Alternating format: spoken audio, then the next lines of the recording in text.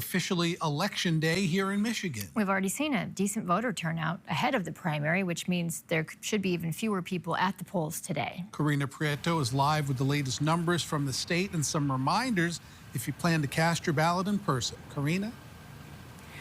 Good morning, Teresa and George. Well, the gymnasium here at Garfield Park is just one of many places people will be coming later this morning to cast their votes.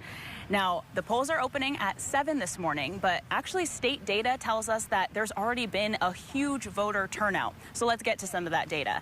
That shows that about 16% of registered Michigan voters have already cast their ballot. That means about 1.2 million ballots have already been returned. Among those are about 1 million absentee ballots and 130,000 early voting ballots.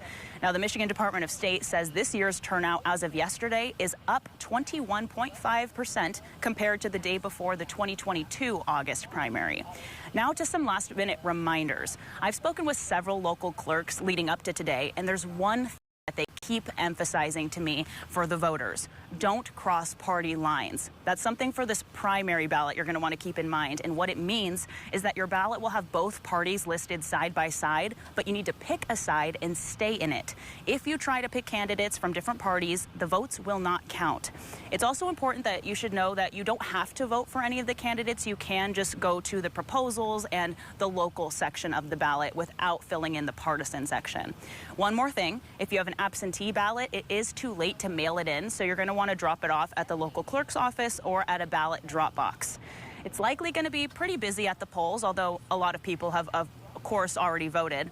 But the Wyoming clerk tells us that voters can help on Election Day by coming prepared.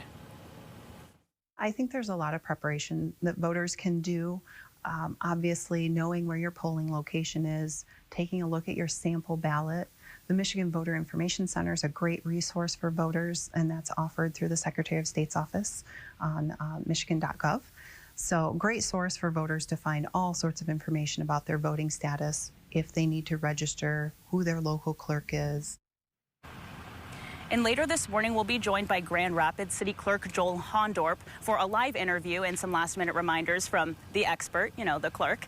The polls will open at 7 a.m. and they'll be open until 8 p.m. Remember, as always, if you're in line by 8, stay in line. For now, live in Grand Rapids, Karina Prieto, News 8. Karina, thank you. All eyes on our state primary today, likely because of the heated race in U.S. Senate in the Democrats' camp and the tense matchups for both parties when it comes to the candidates for governor. Some of them answered your questions during debate week here on News 8. You can watch those conversations in full by scanning the QR code on your screen.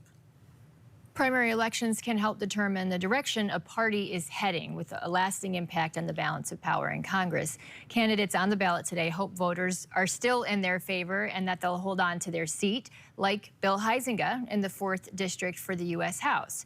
He's facing the former Holland Mayor Phil Tanis in the primary. Whoever wins will go against the Democratic candidate. In November, U.S. Representative Hillary Scholten will face a Republican challenger, someone who voters will pick today. They're choosing between Ryan Cushman and Terry DeBoer. Scholten doesn't have a challenger in the Democratic primary. We're also watching plenty of local measures and ballot proposals. We'll bring you the latest results as they come in on air and online. And tune in to Daybreak tomorrow for full coverage of what happened and how it will shape the November election.